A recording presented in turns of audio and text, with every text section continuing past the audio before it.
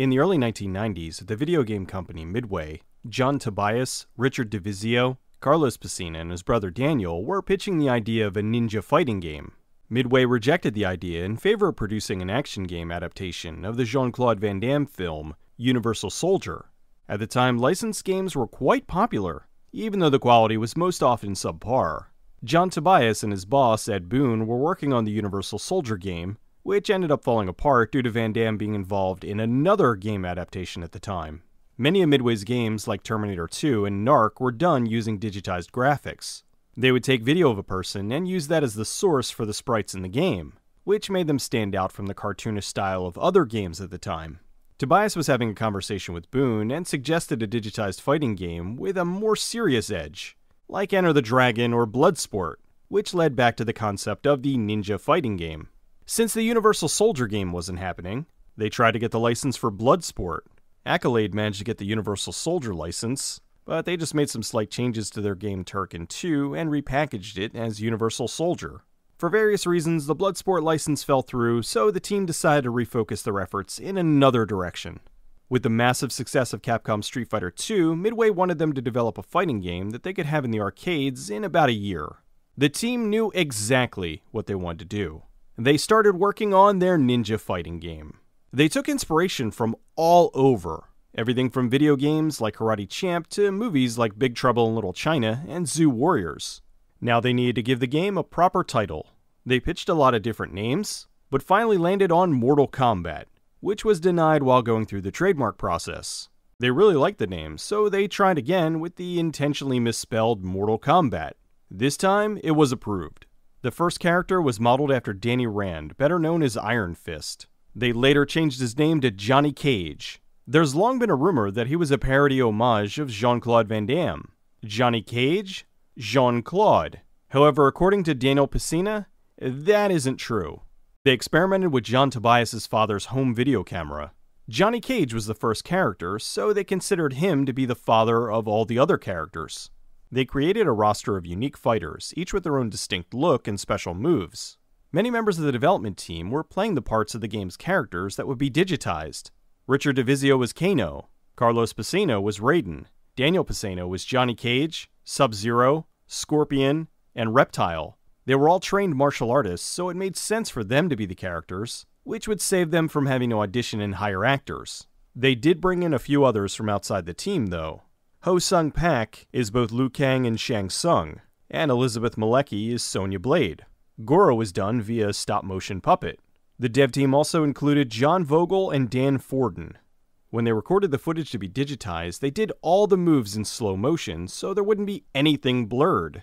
They wanted to push the boundaries of violence and create the most brutal video game of all time up to that point. Beyond the gallons of blood that would be spilled during a fight, they created what is largely one of the most memorable parts of Mortal Kombat, the fatalities. At the end of a match, the winner could do a move that would finish off the opponent. They were intentionally over the top, such as Sub-Zero's spine rip, which was inspired by the 1987 Schwarzenegger film, Predator. Going back to Johnny Cage, for a character that's not supposed to be Jean-Claude Van Damme, it sure is a coincidence he does the same move from Bloodsport.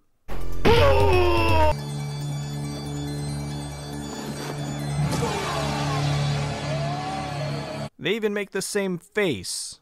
The game was unleashed into arcades in October of 1992 and was an instant hit. While Street Fighter II was still huge, Mortal Kombat presented some serious competition. The rivalry mirrored that of the soft drink giants Coke and Pepsi.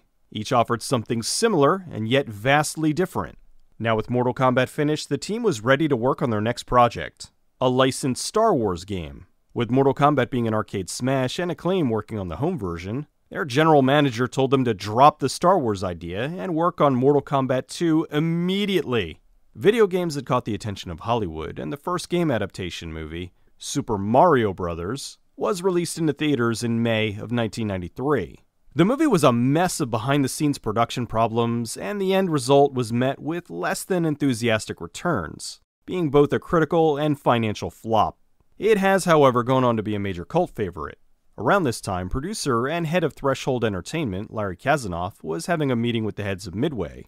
Kazanoff was previously the president of Lightstorm Entertainment, a company he co-founded with James Cameron. Because of this, he already had a relationship with Midway, who developed the Terminator 2 arcade games. His friends at Midway were showing him Mortal Kombat and their working prototype for Mortal Kombat 2. He was floored. He told them, "If you give me the rights to this, I promise you I will produce this, not just in movies, but in every medium in the world." They nearly laughed him out of the office. "You're full of crap. It's just an arcade game." No matter what Kazanov said, the executives weren't sold. He then spent the next 3 months trying to convince them. Beyond the uniqueness of Mortal Kombat, Kazanov loved the story. It was a different spin on old myths and legends. He called it Star Wars meets Enter the Dragon. It seemed that he was the only one who believed that the game could be much more.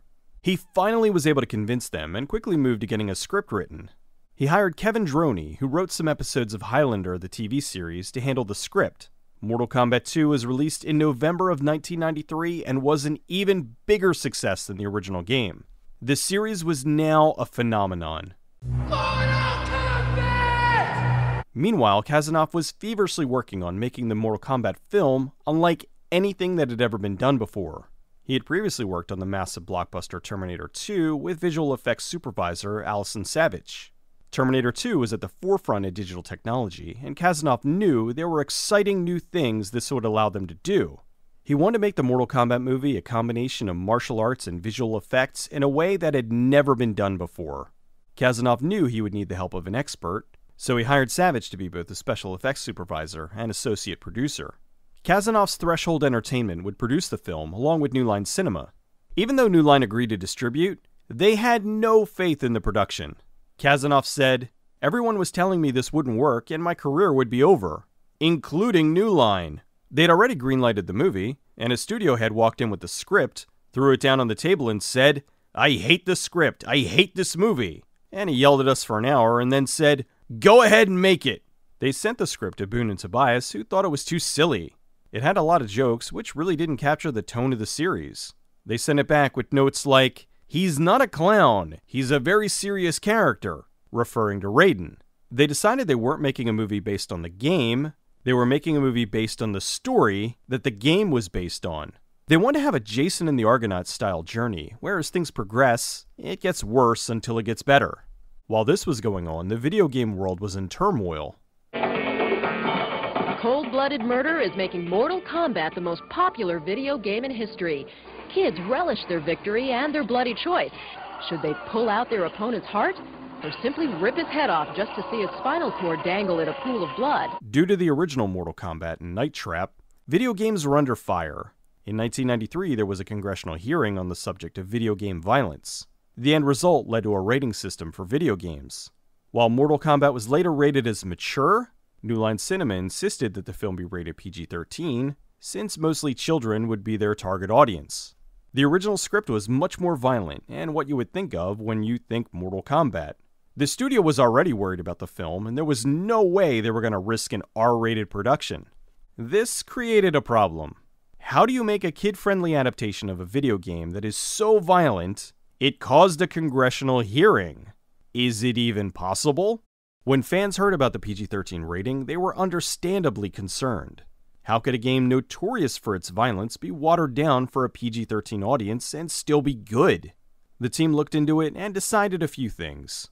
They spoke with the ratings board and were notified that they could show monsters dying and keep a PG-13, but if they showed a human being killed, instant R. They were also under much greater scrutiny due to the already edgy content, so they had to be extra careful. They took this information and tailored the script to make it as close to the spirit of the games without going over into R-rated territory. They wrote the script so there would be absolutely no bloodshed in the entire film. They wanted to get a young director that could capture the kinetic energy of the video game. Kazanov saw a film called Shopping from young British director Paul Anderson. He loved the energy the film had and hired Anderson to direct. He was a hot, hip, young, cool British director. Anderson was a big fan of Mortal Kombat, and video games in general, so he happily signed on. Anderson agreed with Kazanov that the film should be visually unlike anything that they had seen before. When they were going over the storyboards and concept art, if something looked too similar to something they were familiar with, they threw it out and started over.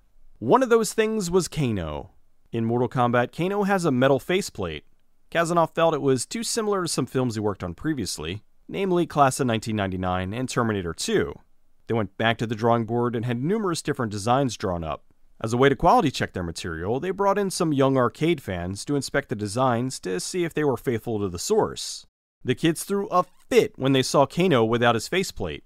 Kazanov realized this was a major part of the character, so they went back to the design of the character in the game, although they did it in a way that they felt made it different enough from the other things. The kids also had an odd question they kept asking. What kind of balls does Goro have? This would lead to something they did later in the movie. Kazanov wanted to get the most martial artists ever assembled for an American movie. They wanted to have either actors who could do martial arts or martial artists who could act. For every person they brought in, they had them audition twice, once for acting ability, and then again for athletic ability. They decided they would have all the characters from the first game in the film: Johnny Cage, Kano, Sub-Zero, Sonya Blade, Scorpion, Liu Kang, Raiden, the hidden character Reptile, and the two bosses Goro and Shang Tsung. They also decided to bring in 3 characters from Mortal Kombat 2, Kitana, Jax, and Jade.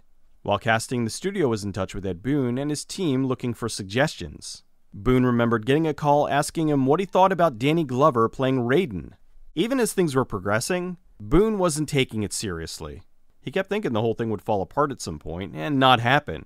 The studio was struggling with the decision for the lead character of Liu Kang. In 1981, after being dissatisfied with Kenpo, Robin Shou started studying Wushu in China. After returning to California to get his college degree, he wasn't happy with the prospect of being a civil engineer, so he went back to Hong Kong and became an actor and stuntman. In 1994, his agent gave him a call about Mortal Kombat. He initially turned it down because his previous offers from Hollywood were almost always to play a villain or henchman. His agent and a close friend convinced him to try out for the part. The studio was extra picky about who would be cast for the role. Shou auditioned for the producers, the director, the casting director, the line producer, and the board at New Line. Considering they were sinking millions of dollars into a production they had little faith in, with an Asian lead that wasn't a household name, they wanted to make absolutely sure they had the best candidate. After returning again and again to audition, he got the part, beating out Jason Scott Lee, Ernie Reyes Jr., Russell Wong, Philip Rhee, and Dustin Nguyen for the role of Liu Kang. Brandon Lee was the original frontrunner, but he died tragically while filming The Crow in 1993. Before becoming an actor, Lyndon Ashby was a Golden Glove boxer. This gave him the discipline and physicality to play the role of Johnny Cage. Originally, the role was offered to Jean-Claude Van Damme. However, he turned down the role and accepted the job of Guile in the Street Fighter movie. While in pre-production for Mortal Kombat, New Line was shooting The Mask. They knew they were looking for a young athletic woman to play the role of Sonya Blade, so New Line suggested checking out the dailies for The Mask to see this unknown actress, Cameron Diaz. After seeing the dailies, they knew without a shadow of a doubt she was the one who they wanted to play Sonya. They finally decided the perfect choice to play Raiden: Sean Connery. They reached out to the actor, but he had no interest in doing a physical role, and told them he'd rather golf. With Connery turning the role down, they ended up going with the other Highlander actor, Christopher Lambert. They cast him because of his screen presence, as well as his humor and natural charisma. They envisioned Raiden as a sorta cocky, humorous character, and they felt Lambert was able to play that perfectly. He loved the story, and who wouldn't want to play a god? Beyond that, he was an established actor who would lend the production some much-needed star power, especially when you consider the rest of the cast is relatively unknown. Michael Jai White was offered the small role of Jax, but turned it down to star as Mike Tyson in the HBO biography, Tyson. For the rest of the cast, they hired Talisa Soto as Kitana, Trevor Goddard as Kano, and Kari Hiroyuki Tagawa as the evil sorcerer Shang Tsung. In keeping with the notion that they wanted to bring in some world-class martial artists, they hired some of the greatest artists in the world. Francois Petit as Sub-Zero, Chris Casamassa as Scorpion, Hakeem Alston as the monk who fights Liu Kang, and Kenneth Edwards as Art Lean. Casting was long and difficult. For the actors and actresses they liked, they had them return over and over. Some said they auditioned at least 7 times. Since the cast was filled with the best fighters they could assemble, they wanted to make sure they had the best fight choreographer in the world. They hired the world-renowned stunt coordinator Pat Johnson and his assistant Barbara Goldstone. Johnson did stunts and choreography for everything from the Teenage Mutant Ninja Turtle trilogy to the Karate Kid quadrilogy. He's a 9th degree black belt who trained under Chuck Norris. Now with the cast, they need to prepare all of them for the fights. For the next several months, they trained 5 hours a day, every day, to get them all in tip-top shape. They wanted the fights to look as real as possible, and had the actors agree to do most of their work without stunt doubles. That way there would never be an awkward cut where you wouldn't see the person's face. It also made it possible for them to have long, uninterrupted shots. When training under Pat Johnson, he told the actors they were at times going to get hit. If you get hit and you really feel it, don't stop because it probably looks real and you won't have to do it again. Writing and rewriting the script continued all throughout pre-production. Droney was not particularly happy with what they were doing with his script. They hired John R. Leonetti as the director of photography. He had a history of working on action films like Commando and Action Jackson. He was also just finishing work on New Line's The Mask. The visual effects team worked to tailor each character to have some unique effect tied to them. For example, the living rope dart that comes out of Scorpion's hand. Kazanoff and his team traveled around the world location scouting. They wanted to find locations that were exotic and different from what has been seen before. They found the temples of Ayutthaya, Thailand, and knew this is where they needed to be. They looked into it, and as far as they could tell, no American production had ever been filmed there. They then scouted some local islands and beaches where they could film. While this would give them the right look for the film, it created a problem. These locations were very cut off from the rest of the world and were only accessible by boat. There was nowhere for them to stay, and they'd have to arrive via boat every morning with all their gear and then leave every night. It was going to be difficult, but they decided the look would be worth it. With the exotic locations locked, they gathered more practical locations for the remainder of the shoot. They needed some huge areas for sets, so for the interiors, they rented out 3 airport hangars in an airport in Santa Monica, California. For the outworld exterior, they planned to shoot around the abandoned Kaiser Steel Mill in Fontana, California, the same one used for the climactic end battle of Terminator 2. As they got closer to filming, tragedy struck. While training, Cameron Diaz broke her wrist and wouldn't be able to do the martial arts they needed for the film. This was a disaster. Anyone who they brought in now would be lacking the months of preparation the other actors went through. Still, they needed someone and couldn't delay the shoot. Thankfully, they were able to bring in one of their alternate choices for Sonya, Bridget Wilson. When they called her, it was the last day of filming on the Adam Sandler vehicle, Billy Madison. She accepted the role and they flew her out to the set the next day. Filming started in August of 1994. When they signed Lambert, he was expensive, so they signed with his management that he would only work for a few weeks. They couldn't afford to bring him to Thailand because that would put them way over budget. The plan was to do his close-ups in California and then take wide shots of a double in Thailand. When Lambert caught wind of this, he said, "Forget about that, I'm coming to Thailand."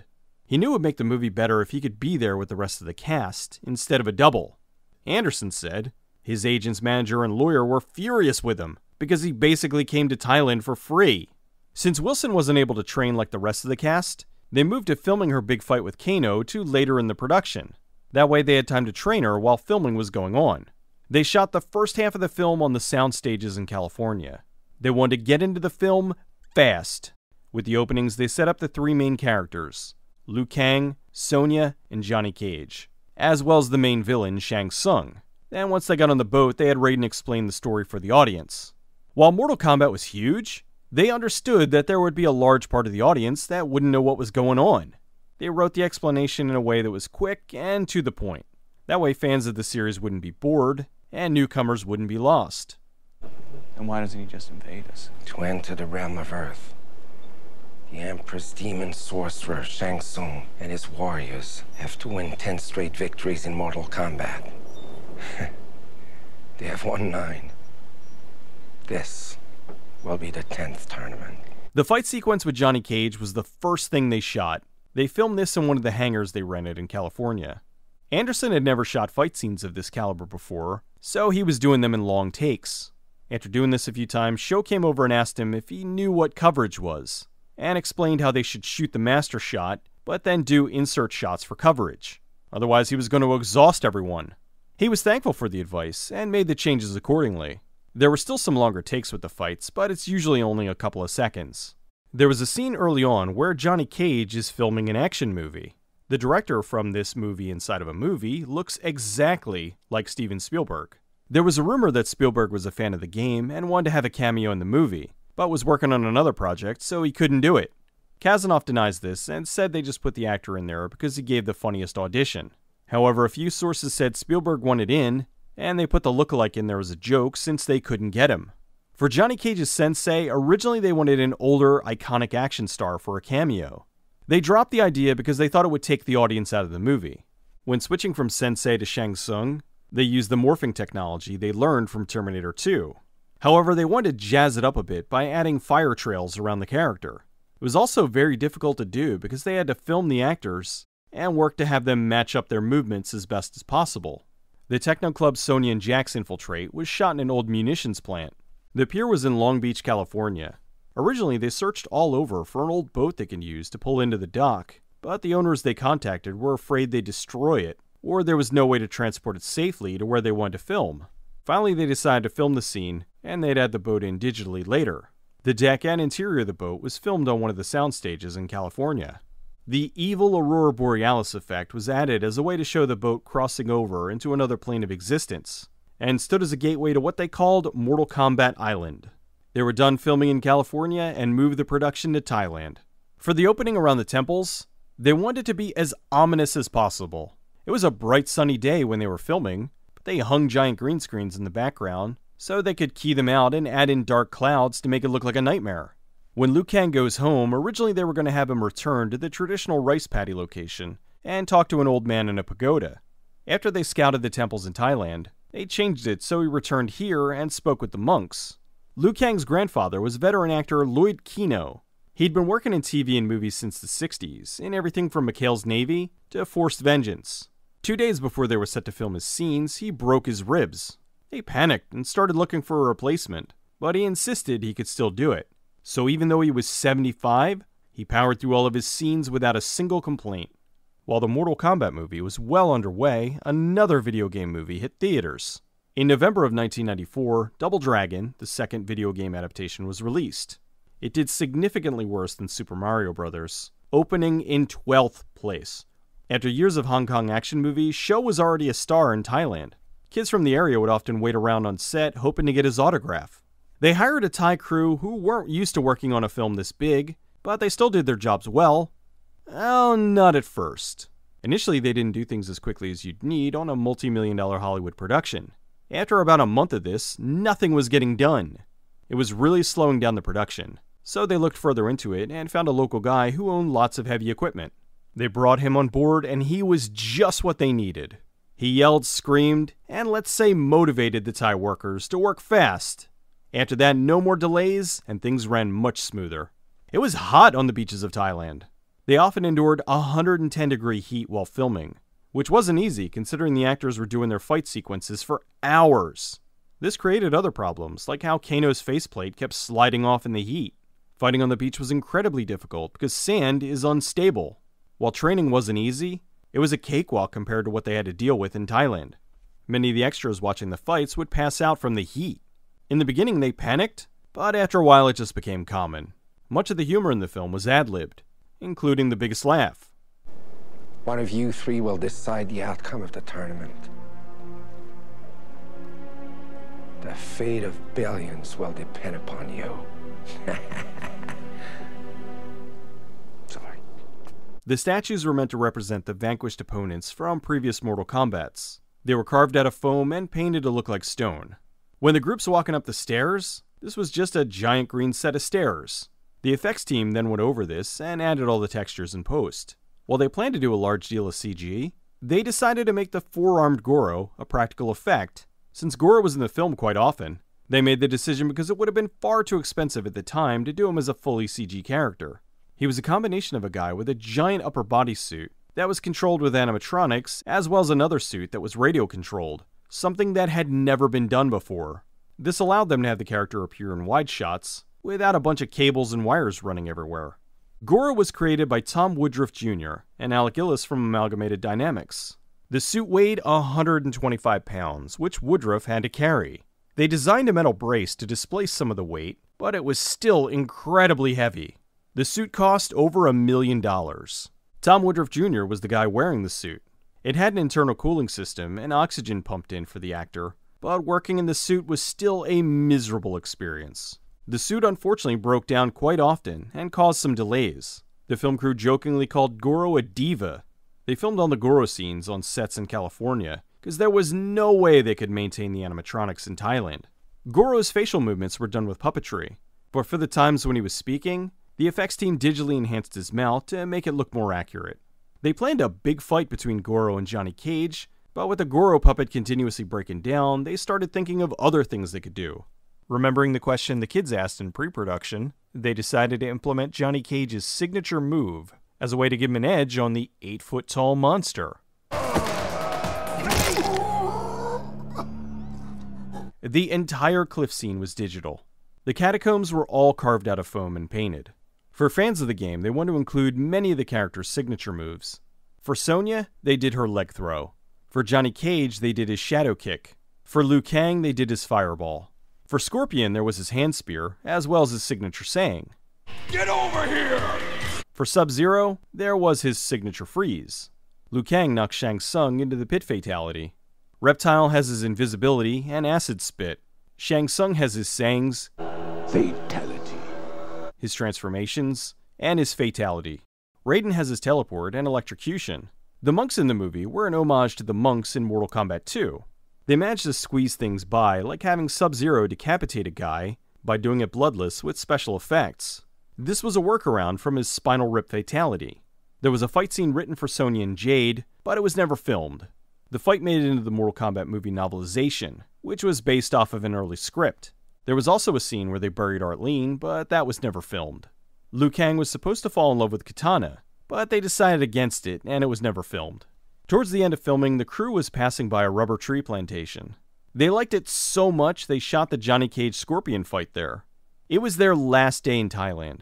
They didn't have the time or money to really choreograph a fight, so they just shot a bunch of footage that they could mess with in post.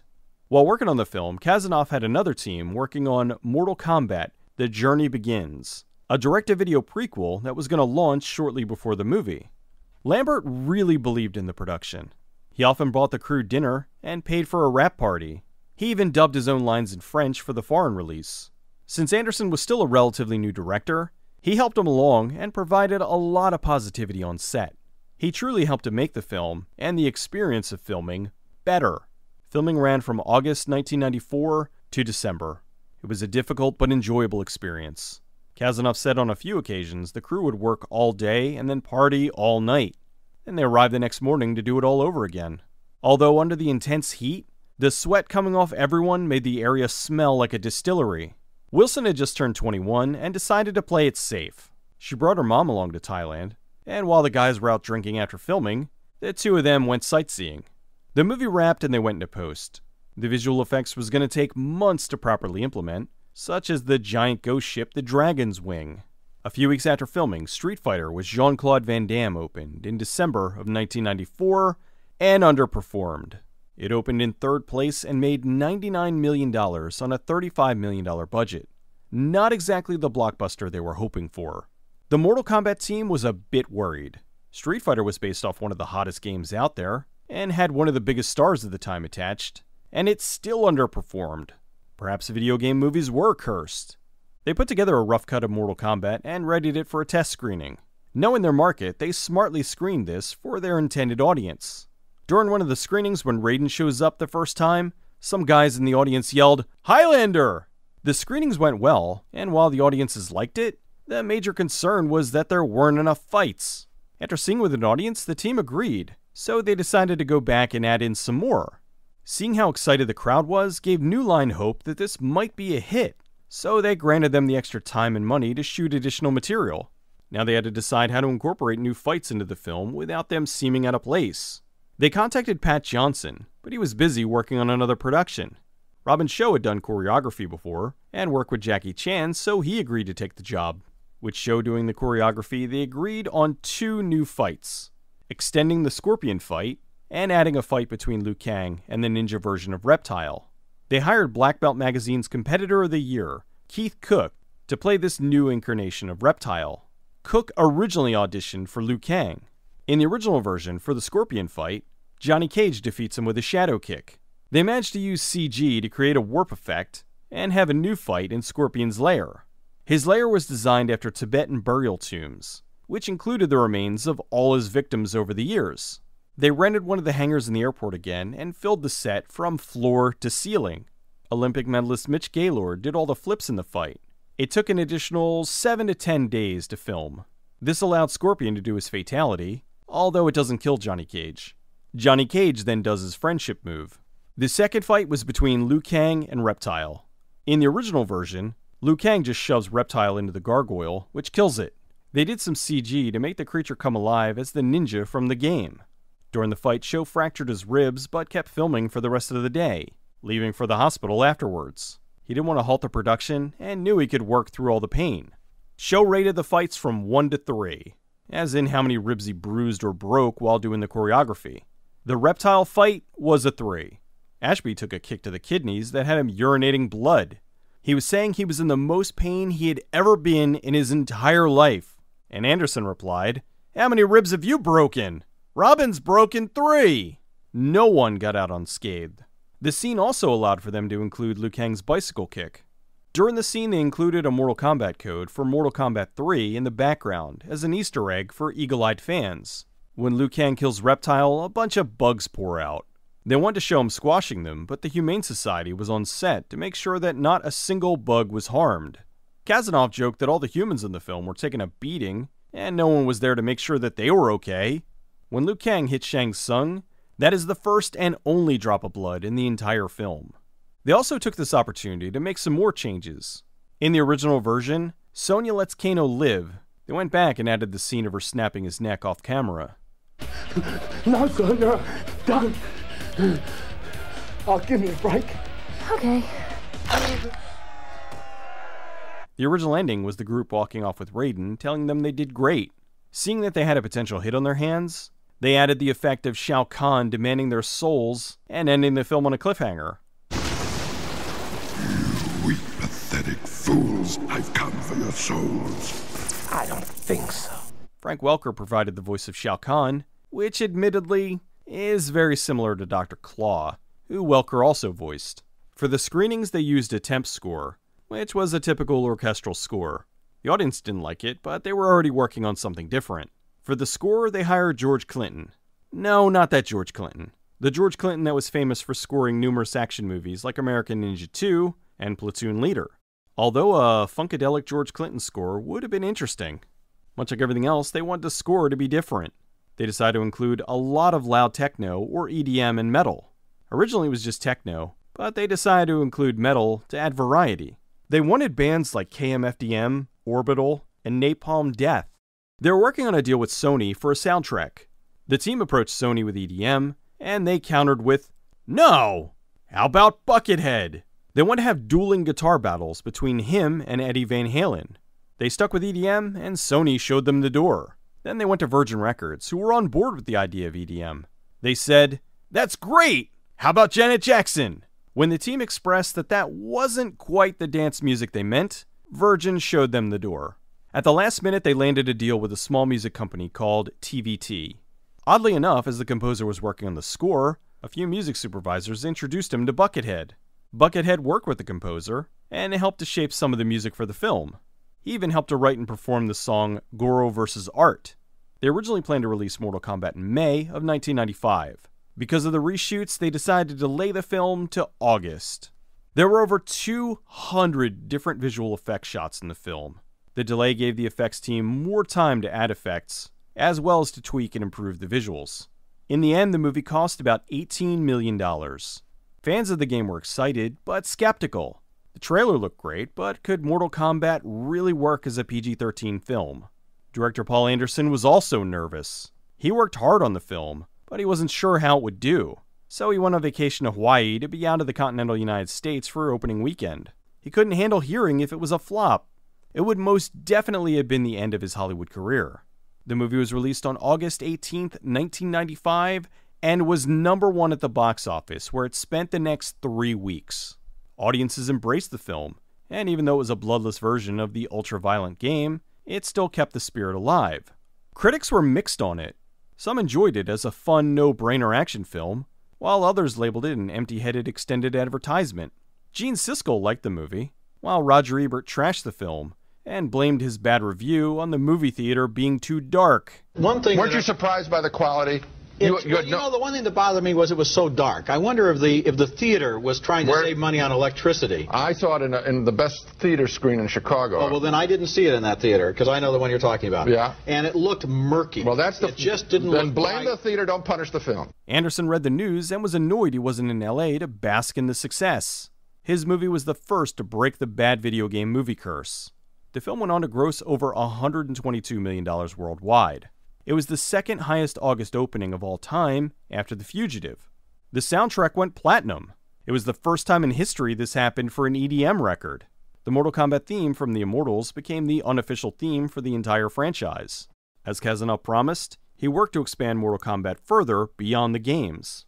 Under his Threshold Entertainment, he launched the animated series Mortal Kombat Defenders of the Realm, Mortal Kombat The Live Tour, and the TV series Mortal Kombat Conquest. Although, why isn't it Conquest?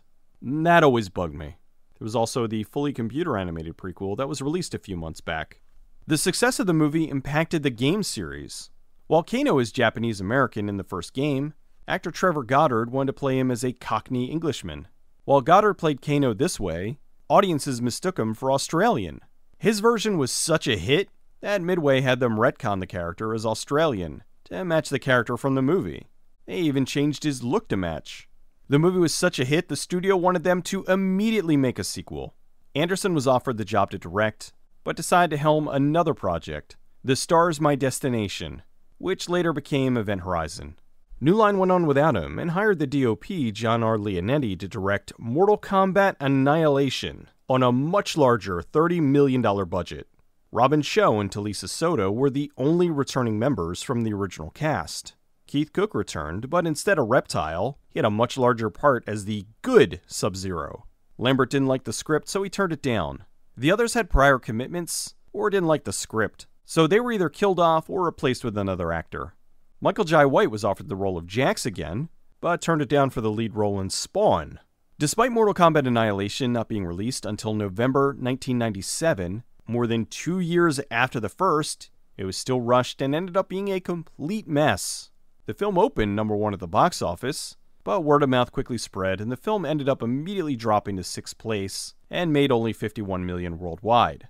The movie bombed so hard and was so disliked by the community, they buried the film franchise. Mortal Kombat Conquest ended after 1 season, Mortal Kombat Defenders of the Realm only lasted 1 season, and Mortal Kombat The Live Tour ran for less than a year. Meanwhile, the game series was doing just fine. It continued on, and every new console generation got at least one new Mortal Kombat game, although the spin-offs Mortal Kombat Mythology, Sub-Zero, and Special Forces were not well received by fans and critics. It seemed the series was going to continue as just being a game franchise. That changed in 2009 when it was revealed that Kazanov had a third movie in the works. According to some leaked documents, they had a cast, script, and locations all lined up. Chris Casamassa confirmed he was reprising his role as Scorpion once again, and filming was supposed to start that September. For whatever reason, it never happened. Then in 2010, an 8-minute short, Mortal Kombat Rebirth, was released and quickly went viral. It was a reimagining of Mortal Kombat and gained quite a lot of positive attention. Michael Jai White was finally able to play the role of Jax. This eventually led to a green light for the series Mortal Kombat Legacy, which ran for 2 seasons. Here we are nearly 25 years after the original groundbreaking film. As of currently, James Wan of Saw, The Conjuring, and Aquaman is in pre-production for the Mortal Kombat reboot. He's producing, not directing, however, and it's not set to be released until 2021. Mortal Kombat is an awesome film. It's everything a video game adaptation should be. While not as faithful to the series with the violence, they nailed the tone. Some of the CG may not hold up as well as I'm sure they'd like, but the stuff was incredibly impressive at the time. They were doing things that no one else had done before. This is also one of those rare instances where test audiences actually help to make the movie better. The cast is great and you really do feel their chemistry together. It's such a shame New Line had to rush the sequel. If they had kept the original cast and tweaked the script, I'm sure they would have had another hit on their hands. Anderson later regretted not directing the sequel, or at the very least being a producer. It's the main reason he stayed on to either direct or produce all 6 films in the Resident Evil franchise. While the fights in the film were well liked, Most fans like the Scorpion and Reptile fights the best. The irony being that they were the two fights added on after filming was complete. Kazanov's currently trying to get a Tetris trilogy off the ground. While I think it's ridiculous, who knows? Maybe he's onto something. Mortal Kombat showed that it was possible to make a video game movie that would appeal to both fans of the franchise as well as general audiences. It's a formula that's been hard to nail down though. In the years since, there's been plenty of video game movies, but most of them are disliked and many of them flop. There are some that consider Mortal Kombat to be the only good video game movie ever made. It is possible to make a good video game movie adaptation. It's just not easy. It takes passion, drive, perseverance, and the ability to believe in what you're doing even when everyone's telling you it's a bad idea. It's not an exact science, obviously. There needs to be a love of the source material, and not just, this game is popular, we should make a movie version of it. Funny to think that the studio was against Mortal Kombat, which ended up being a huge hit, and all for Mortal Kombat Annihilation, which ended up being a monumental disaster.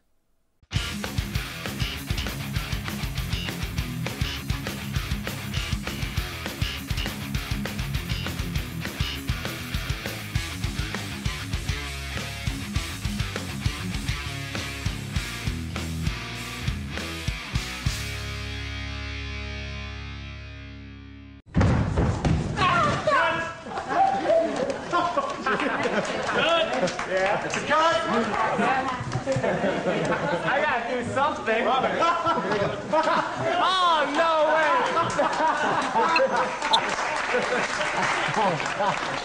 way!